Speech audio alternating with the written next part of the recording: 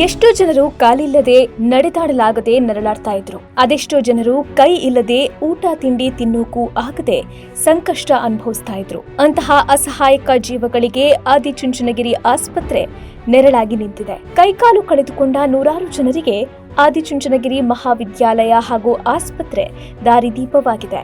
ಕೈಕಾಲು ಇಲ್ಲದ ಬಡಪಾಯಿಗಳಿಗೆ ಉಚಿತವಾಗಿ ಕೃತಕ ಕೈಕಾಲು ಜೋಡಿಸಿ ಅವರ ಬಾಳಿನಲ್ಲಿ ಹೊಸ ಬೆಳಕು ಮೂಡಿಸಿದೆ.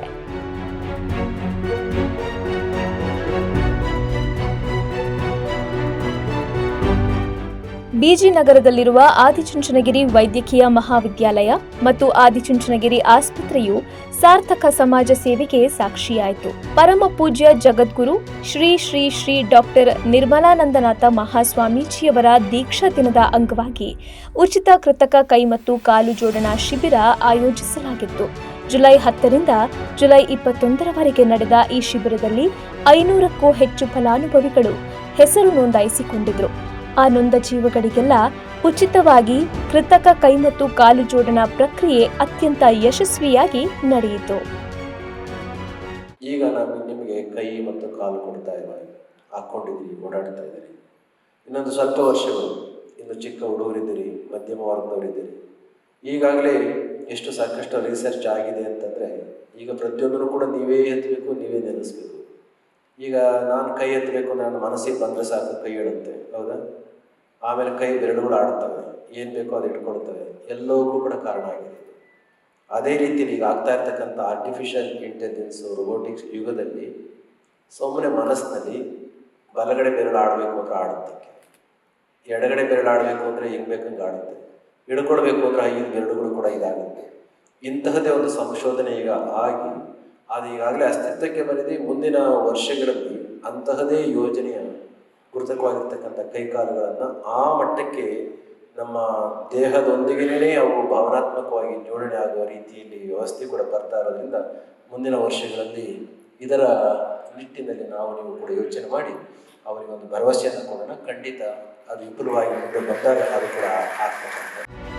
ಈ ಬಾರಿ 500ಕ್ಕೂ ಹೆಚ್ಚು ಜನರು ಭಾಗಿಯಾಗಿ ಕೃತಕ ಕೈ ಕಾಲು ಜೋಡಿಸಿಕೊಂಡ್ರು. ಕೈಕಾಲು ಇಲ್ಲವೆಂದು ಸಂಕಟ ಪಡ್ತಾ ಇದ್ದ ಜೀವಗಳು ಈಗ ಆ ನೋವು ಮರೆತು ನೆಮ್ಮದಿಯಿಂದ ಜೀವನ ನಡೆಸುವಂತಾಗಿದೆ. ಕರ್ನಾಟಕ ಮಾರವಾಡಿ ಯೂತ್ ಫೆಡರೇಷನ್ ಈ ಮಹತ್ವದ ಕಾರ್ಯಕ್ಕೆ ಕೈ ಜೋಡಿಸಿದೆ.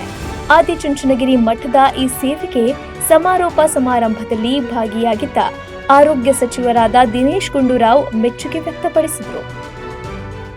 ಸಾಮಾಜಿಕ ಸೇವೆ ಮಾಡತಕ್ಕಂಥ ಸಂಘ ಸಂಸ್ಥೆ ಮತ್ತು ಇವತ್ತು ಏನು ಜನರಿಗೆ ಒಂದು ಸೇವಾ ಕ್ಷೇತ್ರ ಅಂತ ಅನ್ಕೊಂಡು ಕೆಲಸ ಮಾಡ್ತಕ್ಕಂಥ ಸಂಸ್ಥೆ ಅವರೆಲ್ಲರೂ ಕೂಡ ಕೈ ಜೋಡಿಸಿ ಇವತ್ತು ಈ ಕಾರ್ಯಕ್ರಮ ಆಗ್ತಾ ಇರೋದೇ ಅದಕ್ಕೊಂದು ಉದಾಹರಣೆ ಅಂತ ನಾನು ಹೇಳೋದಕ್ಕೆ ಬಯಸ್ತಾ ಇದ್ದೀನಿ.